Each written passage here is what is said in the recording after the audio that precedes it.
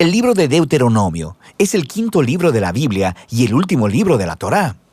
Después del éxodo de Egipto, Israel estuvo en el monte Sinaí por un año, entrando en un pacto con su Dios. Y luego tuvieron un desastroso viaje a través del desierto, y la generación del éxodo se descalificó a sí misma para entrar en la tierra prometida de Abraham. Así que Deuteronomio inicia con Moisés delante de esta nueva generación explicándoles la Torá.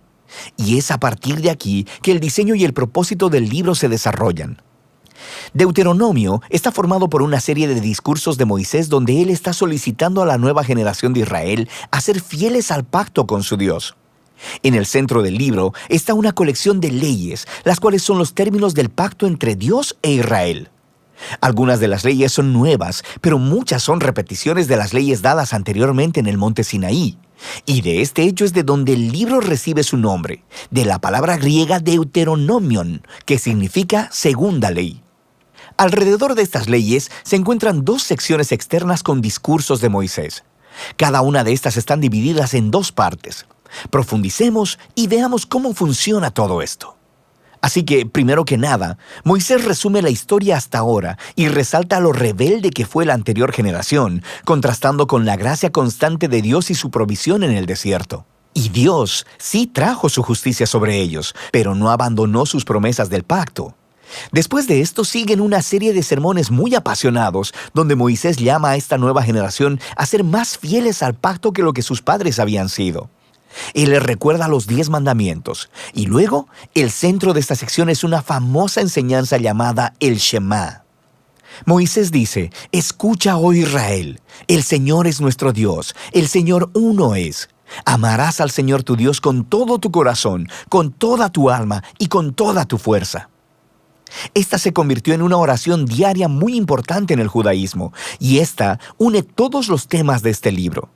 Así que la palabra escucha, Shema en hebreo, significa mucho más que solo oír. Su significado incluye responder a lo que oyes, o en español diríamos obedece. Y la palabra amarás en hebreo también significa mucho más que solo una emoción o sentimiento. Se trata de una decisión devota, de todo corazón a Dios, la cual involucra tu voluntad y tus emociones, tu mente y tu corazón. Ahora, para Israel su obediencia y devoción a Dios servían a un propósito mucho más grande. La obediencia a las leyes de Dios haría a Israel un pueblo único entre las naciones, justo como dijo Dios en el monte Sinaí. Ellos se convertirán en un reino de sacerdotes. Y Moisés ahora dice: ¿cómo? Israel tiene la oportunidad de mostrar al mundo entero la sabiduría y la justicia de Dios obedeciendo sus leyes.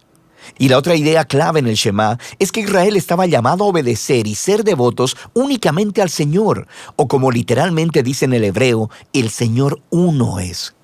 Ahora, tomando en cuenta el contexto, el punto central es que el Señor es el único Dios a quien Israel debe adorar y obedecer. Israel está a punto de entrar a la tierra de Canaán, donde las personas adoraban ídolos que representaban a todos los diferentes aspectos de la creación: el sol, el clima o el sexo y la guerra. Y en la perspectiva de Moisés, el adorar a esos dioses degrada a los humanos y destruye las comunidades. Pero adorar al Dios de Israel, quien es el Creador y el Redentor, esto guiará a la vida y a la bendición. Y así llegamos a la gran colección de leyes en el centro del libro, y estas están más o menos acomodadas por temas. Así, la sección inicial es acerca de la adoración de Israel a su Dios. Ellos debían tener un templo central donde el único Dios sería adorado. Y Dios también debía ser adorado mediante el cuidado que Israel proveyera a sus pobres. Por ejemplo, todos los israelitas debían apartar 1/10 de su ingreso anual para el templo, pero otro 10 debía apartarse cada 3 años y ser dado a los pobres. Y estas eran la clase de leyes que ponían a Israel en la vanguardia de la justicia en comparación con sus antiguos vecinos. Y todo estaba conectado con la adoración a Dios. La siguiente sección describe las cualidades de carácter de los líderes de Israel. Así que los ancianos, los sacerdotes y los reyes estaban bajo la autoridad de las leyes del pacto, las cuales Dios dijo que Él haría cumplir enviando profetas para pedirle cuenta a los líderes.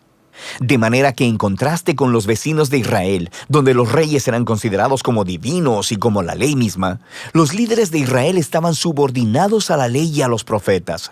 Lo que continúa es una larga sección de leyes acerca de la vida civil de Israel. Reglas sobre el matrimonio, la familia y los negocios, también sobre la justicia social, sobre su sistema social y cómo debían proteger a los huérfanos y a los extranjeros, y luego estas reglas concluyen con más leyes sobre la adoración. Ahora, aquí hay algunos consejos para leer todas estas leyes. Recuerda, primero que nada, que estos son los términos del Pacto del Sinaí dados específicamente al Israel antiguo, quien vivía en una cultura que es muy diferente a la tuya. Y en segundo lugar, no será útil que compares estas leyes con las leyes modernas de una cultura muy diferente. Más bien, estas leyes fueron dadas para apartar a Israel, así que debemos comparar estas leyes con las de los vecinos de Israel, como Asiria y Babilonia. Y cuando haces eso, de repente, las leyes que parecen duras o extrañas se hacen mucho más claras.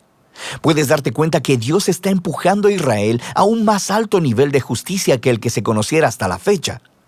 Y finalmente, intenta discernir los principios centrales de sabiduría o justicia que están debajo de cualquier ley en particular, y descubrirás algunas cosas bastante profundas. Así que aquí tienes una tarea para obtener créditos extra. Ve a ver cómo el apóstol Pablo hace esto en su primera carta a los Corintios, capítulo 9, versículo 9, y él cita una ley de Deuteronomio capítulo 25, versículo 4. Es muy interesante. Volvamos a Moisés. Después de abordar todas estas leyes, emite el reto final de que Israel debe escuchar y amar a su Dios. Él emite primero una advertencia y un ultimátum. Si Israel escucha y obedece a su Dios, todo irá genial. Habrá mucha bendición divina. Pero si ellos no obedecen y se rebelan, habrá hambre, plagas, devastación y eventualmente exilio de la tierra. Y luego Moisés los obliga a tomar una decisión. Él les dice: hoy he puesto delante de ti la vida y el bien, la muerte y el mal. Escoge, pues, la vida para que vivas tú y tu descendencia, amando al Señor tu Dios y escuchando su voz. Pero luego Moisés dice esto: yo sé que después de mi muerte se corromperán y se apartarán de Dios y terminarán en el exilio. Lo que es un poco decepcionante, pero él ha estado con esta gente durante décadas y es bastante claro que sus esperanzas no son muy altas. Pero no todo está perdido, dice Moisés. Un día, cuando Israel esté en el exilio, en algún punto, dice Moisés, ellos pueden volverse a Dios, quien ha dicho con sus propias palabras que circuncidará sus corazones para que puedan amarle con todo su corazón y toda su alma y así tengan vida. Ahora, esta es una vívida metáfora que está diciendo que algo está fundamentalmente mal con el corazón de Israel. Es necio y duro, y es lo mismo que está mal con el corazón de toda la humanidad. Esto regresa a la rebelión de los humanos en el jardín del Edén. Los humanos eligieron separarse de Dios. Ellos quisieron definir por sí mismos el bien y el mal, y como resultado, arruinaron el mundo bueno de Dios. Pero un día, dice Moisés, Dios hará algo para transformar los corazones de su pueblo, para que puedan realmente escuchar y amar a Dios con todo el corazón. Y entonces serán llevados de vuelta a la vida verdadera.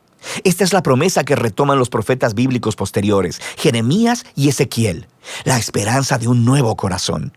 Así que Moisés termina su discurso con un poema de advertencia y luego de bendición. Luego sube a una montaña y muere. Y así termina la Torá. Todas las tensiones de los temas en la historia bíblica son colocados en su lugar, pero se quedan sin resolver. ¿Cuándo vendrá el descendiente de la mujer y derrotará al mal? ¿O cómo rescatará Dios a todo el mundo y bendecirá a todas las naciones a través de esta familia? ¿Y cómo pueden reconciliarse la santidad de Dios con personas que son rebeldes continuamente? ¿Y cómo transformará Dios los corazones de su pueblo? Para saberlo, deberás seguir leyendo, pero por ahora, de eso trata el libro de Deuteronomio.